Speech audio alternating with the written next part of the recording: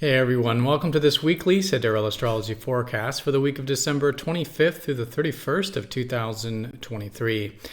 All right, so quite a lot going on astrologically here this week. We have, first of all, a full moon on Tuesday. So we mark the halfway point of the lunar month and usually the more heightened energy where we do gain some awareness and new perspectives that we can further implement for the remainder of the month. So that's going to be in Sidereal Gemini, which is all about the more practical side of things, which will help balance out the more abstract side of things where we've had the sun in Sagittarius. We've got Mercury retrograde going back into Ophiuchus, adding to that deeper energy. Mercury and Mars are going to conjoin in Ophiuchus, so there is, while a bit of that expansiveness with the sun, the abstract, seeing higher perspectives with the sun in Sagittarius, there is that deeper energy still going on and maybe some things to go back and rework, whether it's healing, whether it's personal transformation, whether it's reconnecting with ourselves with that conjunction with Mars. And that conjunction with Mercury and Mars will be squaring up to Neptune, so there is perhaps some healthy receptivity that we can incorporate. Neptune in squares reminds us that there's good ways to find peace in life that can be constructive and healthy, as well as listening to our intuition and perhaps some of that spiritual energy as well. And we have a lot of direct energy going forward this week. We have Chiron going station direct on Tuesday around that full moon. So there is some, again, healing that could be implemented. And Jupiter going station direct over the weekend on Saturday, which is great for starting to implement some new possibilities, opportunities, and inspirations that maybe have been on the back burner the past roughly 4 months. All right, so let's go and take a look at all of this as well as some of the other aspects here in more detail when we return.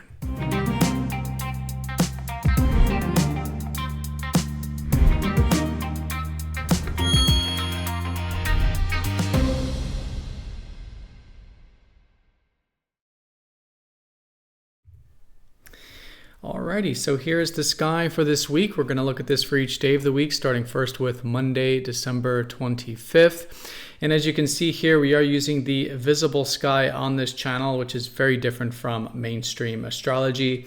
And so if you are new to this channel, and especially if you hear me say the placements are different, like the sun in Sagittarius, maybe you're expecting it to start to be in Capricorn. So if this is sounding new to you, definitely check out the link down below for more information on using the visible sky called True Sidereal Astrology. All right, so as you can see here from the aspect grid, there is quite a bit going on astrologically. We'll go ahead and break it all down simply, focus on the most important stuff, and then some of the secondary stuff in relation to that. Let's just do a quick recap to see where everything is coming into this week. We again have the sun in Sagittarius, which is about focusing more on the expanding of our horizons. So it's been a good time to expand our mental horizons right now through, abstract things, philosophy, the meaning of life, possibilities and potentials for the future. And also maybe even quite literally some adventures and things like that can be great to focus on, whether they're inner or outer adventures. Mercury has been retrograde, so it's been a good time to be reconsidering, reflecting on things, and maybe literally going back and redoing things that need to be redone. And Mercury is finishing Sag right at the beginning of the week, going back into Ophiuchus, where it's going to add to that healer energy we'll talk about. But that's where Mars has been in Ophiuchus. And so Mars is more of our drive or in our assertive side, and Ophiuchus is, again, the healer. So it's been great to be quite direct with uncovering the deeper world, whether it's for ourselves or in our relationships, or maybe just in the world at large through things like research or the occult, and again, excavating deeper things. It's a great time to do that, and that's likely how we're asserting ourselves in that more deeper way with Mars here and what will be Mercury for the remainder of the week here as well. And then Venus is finishing up Libra here this week. She's going to shift into Scorpio very late Sunday at the end of this week. So themes still around finding balance in our life and reciprocation in our relationships. So seeing the value of give and take, mutuality, and even just enjoying things to be a bit more balanced in our life can be quite enjoyable and a great way of connecting. All right, so that's the fast movers, all concentrated in this particular part of the sky here. So let's go and start with the Monday time period. Again, we will be approaching a full moon on Tuesday, so we are certainly building momentum as we approach Tuesday, and then perhaps starting to implement those new perspectives from Tuesday for the remainder of the week. But approaching that full moon, we do have Venus trining Neptune, which is quite a nice aspect. You have, again, Venus, the planet of our values and enjoyments and relationships, in good harmony with spiritual and receptive Neptune. So we can find it quite easy to connect to life and others in a way that is receptive, that is accepting, unconditional, and enjoying perhaps that present moment or that more spiritual or intuitive way of connecting to things. So there's pleasure there, there's enjoyment there, and there's great connections to be had in that way there as well. And then as a backdrop to that, the moon will be in Taurus on Monday. So finishing up some of the weekend energy there around cultivating a more grounded approach to life, connecting to our inner and outer resources of life. And what I always like to practice with Taurus is gratitude for the material world, with the moon exalted here, but also, again, connecting to those inner resources like self-worth, self-reliance, and things like that. But again, the full moon will be in Gemini, so that's really going to be the main, let's say, constellation for this early part of the week. The full moon will be late Tuesday, early Wednesday for most of us. And so Gemini, the twins, it's all about accessing more of the practical side of ourselves and the practical side of life. And again, it is that practicality that balances out, as you can see, the more spiritual, even the healing, all this kind of more abstract and deeper energies of life that we have at the moment. Gemini really is that more practical day-to-day energy. And so it's great to do a status check with that. How is our, let's say, day-to-day? How is our practical lives? And how are we approaching it? Are we approaching it with an interest to learn? You know, Gemini fundamentally, I think, is about connecting to the side of ourself that wants to be interested in learning and exchange and assimilate things, whether it's learning, whether it's writing, whether it's connecting socially. So this sort of exchange energy of being willing to learn and exchange, I think, is great. And that can help, really implement anything very practical in our lives. And as all full moons are, it's all about balance. And so it's all about finding this balance between the practical and abstract worlds during the full moon. And with any new perspectives we gain around Tuesday, Wednesday, could be great to start to implement, especially if it is about communication, about interest, about learning, and anything else sort of mental or communicative like that Gemini represents. So along with that, we do have Chiron going station direct. We usually don't feel these outer planets going direct right away or all at once. It's quite subtle usually. But do know that, again, with especially that energy in Ophiuchus, there is likely to be around Tuesday onwards a shift to start to implement some of that in our lives. So whether it's facing fears, whether it's doing physical healing, psychological, spiritual, emotional healing, anything that's about facing wounds or inhibitions, this can all be very healing and therapeutic. And so Chiron, the wounded healer, is the side of ourselves that, of course, has wounds and starts to, in this case, work on them, or at least be aware of them and do the things that we're actually really good at with Chiron.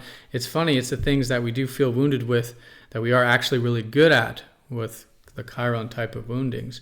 And so by doing those things, whatever it is, facing those wounds, moving through those wounds, moving through those inhibitions, that can be very healing and therapeutic. So anyways, around midweek, that starts to shift forward. Great to start to implement that for really the next 6 months with Chiron direct now. And Wednesday does have what looks like quite a few aspects, but really it's this Mercury and Mars conjoining. And as Mercury and Mars conjoin, they will be squaring up to Neptune. So there they are in Ophiuchus, really close to the galactic center. In fact, so this could be quite a transformative week. What's really transforming here is our minds. And again, that really Gemini energy with the full moon, the practical side, with Mercury conjunct the galactic center, and then Mars, the assertive and drive, conjunct the galactic center. So this is the part of the sky which really is the death and the rebirth. And so I think it's really good this middle to later part of the week to be non-attached to our ideas with Mercury, our perspectives, our communications, our correspondences. Again, it's Mercury retrograde, so it's good to be flexible with all this stuff anyways. And with Mars to be non-attached to our needs, our desires, who we are and what we want, there is usually a death and rebirth here. So as the ego dies with these things, as we are more non-attached to these things, then there is a fresh new energy. Because in order for anything new to come about in life, there has to be an ending. And this is really the part of the chart or part of the sky that really is the endings and new beginnings here. So transformative, and again, anything that helps us go into the underworld, into the deeper dimensions to work with this stuff, or at least just be aware of it, I think can just help facilitate that transformative energy. But again, it is more yin in nature, so it's a little bit more hands-off, a little bit more non-attached, more about being aware of it and seeing what new is arising out of potentially some of these quote-unquote deaths regarding these mental, more ego-based energies of Mercury and Mars here. But with them squaring up to Neptune, Neptune reminds us that, again, it's important to be receptive anyways in life. The ruler of Pisces in Pisces is the reminder that it's important to, be receptive to life in and of itself. And it is very much that yin energy, the yin energy of our higher self that wants to follow our soul and have peace and tranquility in our lives. So with the squares, how can we find constructive and healthy ways of doing that? Whether it's constructive spiritual activities, constructive rest, again, constructive ways of finding healthy peace in our life. And with that intention, to do it intentionally, to do it constructively, can make this a very, very great week, constructive week, developmental week for, again, incorporating some of that healthy yin, healthy spiritual, and healthy transformative energy that is likely concentrated around this middle part. But there's certainly support with all this. The sun will be trining Jupiter, again, from Sagittarius, so there is that higher perspective on things we're seeing. Again, maybe possibilities, potentials. A lot of that stuff will start to move forward later in the week once Jupiter goes direct, but it's nice to see the sun trining Jupiter there. And we've got some empowerments with Venus. Venus will be sextiling Pluto about Thursday, Friday, and that can add to a bit of the feeling the enjoyment and ease to be empowered and to do those things that might be deeper in life and connect to life in that way. Can be just a little bit easier when we have a sextile with Pluto like that. All right, but that's really the concentration of energy there. Again, implementing really the new perspectives of the full moon for the remainder of the week is really the main backdrop and the main theme there. Just a side note to some of this, Thursday and Friday we'll have the moon in Cancer. And so those 2 days could be good for creating that protective environment for ourselves and others. Nurturing, caring for ourselves and others could be really good there. Again, helping facilitate some of that yin energy anyways. And then as we do get into the weekend, we do then have the moon going into Leo, which is going to add more to the fire side of things, especially now that, there's some of that probably post-transformation of Ophiuchus and Neptune, probably feeling a little bit more receptive now, probably feeling a little bit more empowered now. But anyways, a good weekend for expressing ourselves and doing the things that we find fun and enjoyable and creative and that we love in life, we're passionate about in life.